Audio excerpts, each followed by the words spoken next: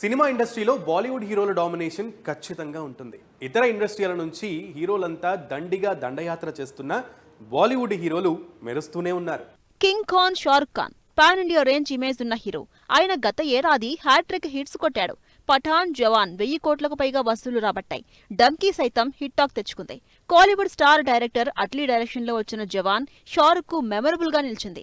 Box office వద్ద ఏకంగా 1151 కోట్లు వసూలు సాధించింది.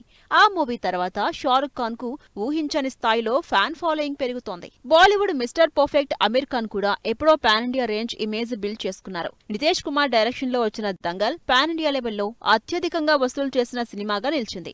2016లో రిలీజ్ అయిన ఈ మూవీ బాక్సాఫీస్ దగ్గర 2024 కోట్ల కలెక్షన్స్ సాధించింది. అప్పటి నుంచి Aamir Khan pan India image కి డోకా లేదు. అందుకే సౌత్ దర్శకులు అమీర్ ఖాన్ డేట్స్ కోసం వెయిట్ చేస్తున్నారు. ప్రస్తుతం అమీర్ ఖాన్ రజనీకాంత్ నటిస్తున్న కూలీలో స్పెషల్ రోల్లో కనిపించబోతున్నారు. బాలీవుడ్ ఇండస్ట్రీలో ఇప్పుడిప్పుడే వరుస హిట్స్ ఖాతాలో వేసుకుంటున్నాడు హీరో వికీ కౌశల్.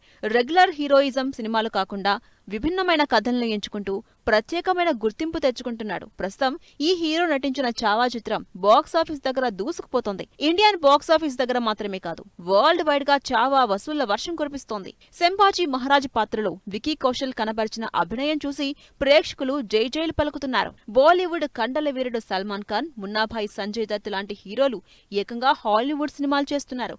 అత్యంత భారీ బడ్జెట్ తో తెరకెక్కబోతున్న అమెరికన్ థ్రిల్లర్ మూవీలో గెస్ట్ అపీరియన్స్ ఇవ్వబోతున్నారు. సల్మాన్, సంజయ్లకు బాలీవుడ్ లోనే కాదు మిడిల్ ఈస్ట్ లో కూడా మంచి క్రేజ్ ఉంది. ఇప్పుడు ఈ క్రేజ్ నే క్యాష్ చేసుకోవాలనుకుంటుంది హాలీవుడ్.